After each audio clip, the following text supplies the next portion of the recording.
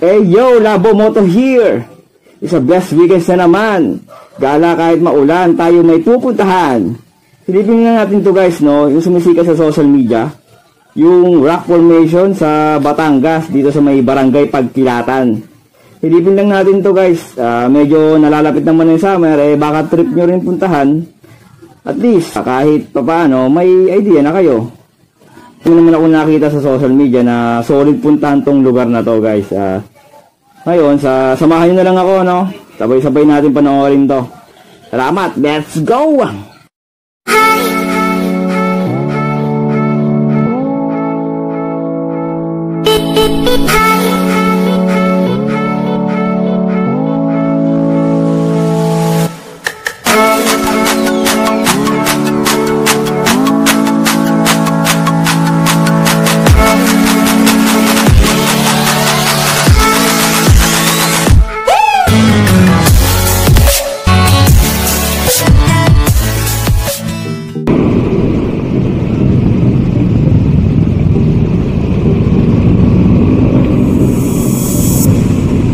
Lang tayo guys kasi medyo madulas ang daan. Gawin talaga ni bro, no? Kasi tignan naman kung medyo maaga kami siguro inabutan kami ng ulan. Medyo malakas to kasi basang-basa yung daanan eh.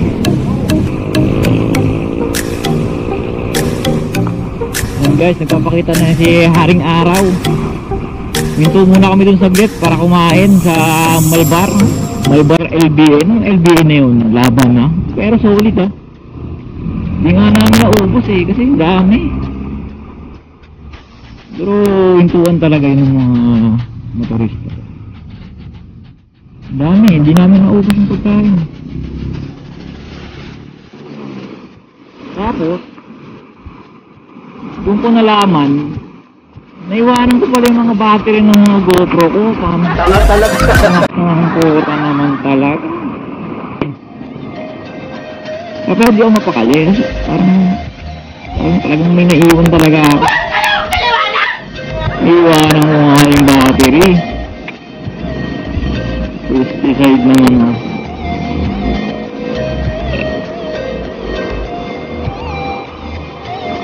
A few moments later. Ako na ba yung nyo?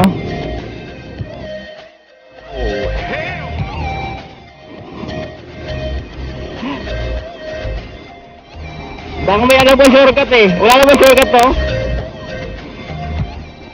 Diretso talaga yan, no? Awa eh.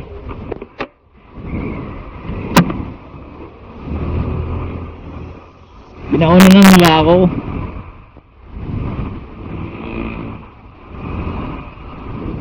Hindi ako sundan pre kasi hindi ko alam ang daanan ha. Ginusto mo yan eh, nagpasarap eh. Nagkamali ako. Pag nagkamali itong pwesto sinusundan ko, katapusan nyo na rin. Ako sinusundan nila pre. Hindi ko. Nakapunta nga ako ng Baguio eh. Nakailang balik ako doon. Nakailang balik ako doon kasi dili lumiko to sa base eh.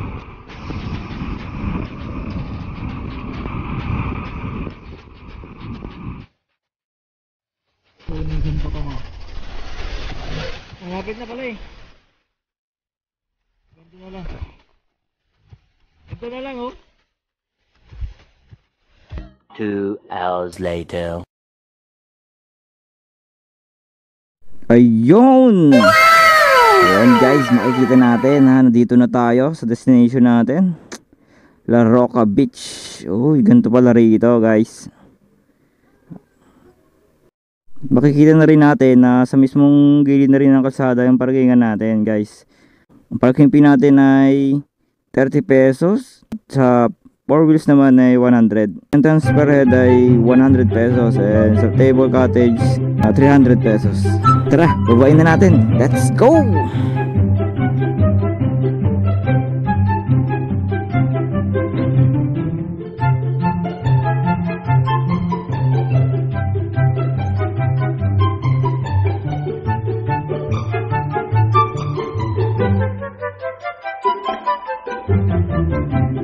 Yun oh, dito naman guys, kung mapapansin nyo, pabulusok kung bababain natin. Medyo delikado, lalo na basa ang hapakan natin na putik dahil sa pabugso-bugsong ulan. Gulong ang nagsisilbing hagdan dito guys, kaya goods na rin para kahit pa paano may matibay tayong mahapakan. Mula rito, kapansin-pansin din ang pagpatag sa lupa. At may construction ongoing. Asahan natin nagaganda pa rito in the future. Kaya kung tinatamad ka pa, edi sa future ka na pumunta.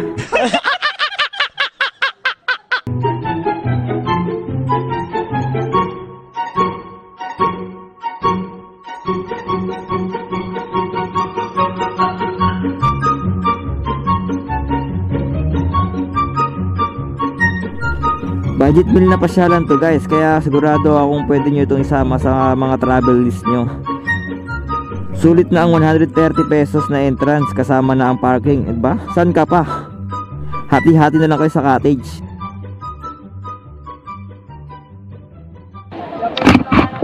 And guys, dadala kayo ng tsinelas kapag pumunta kayo dito. Kasi matutulis yung mga bato. Matulis yung mga bato na yan.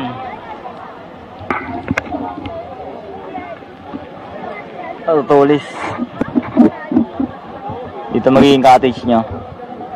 Meron din sa baba. 500 daw to eh. Sa mga baba 500 daw. Pwede ka rin sumakay ng bangka. Uy, sana all. 150 per head. Dala ko yung tsinelas guys, tignan ko kung nakikita nyo lang yun. Ayun, yun yung nasa baba. Yung mga nakasapatos maligo kasi mga tutulis ang bato. Tara, babayin pa natin.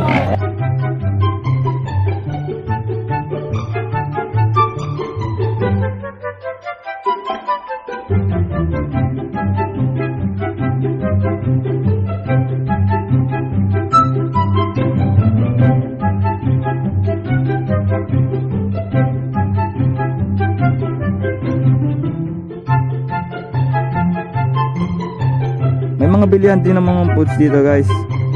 Pero mas maganda, bring your own baon na lang para hindi kayo mabitin. Pero take note, huwag kayong magdadala ng mga mabibigat kasi hindi biro ang hakatin nyo rito guys. Ako nga hiningal ako kanina eh. Wala pa akong dala nun. Meron nga para itong taas na tansyang 16.3 meters or 53.5 feet above mean sea level. Kaya guys, kung pupunta ka rito, huwag nyo dalhin yung lolo nyo kasi baka hingalin talaga. Pero kung sasama ko ng endurance, sige. Kaya nyo naman nakatang bit-bitin eh.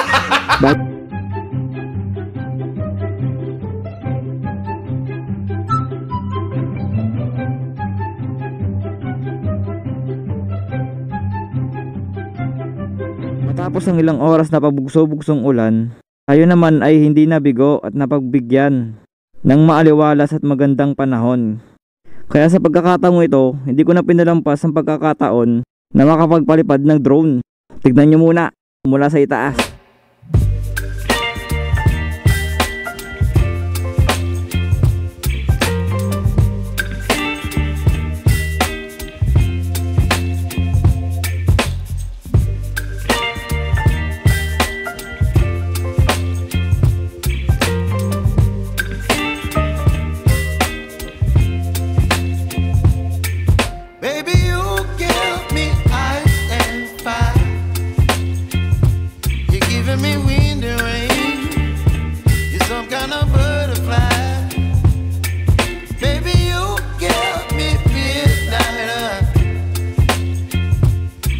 My appetite, don't leave me here high and dry.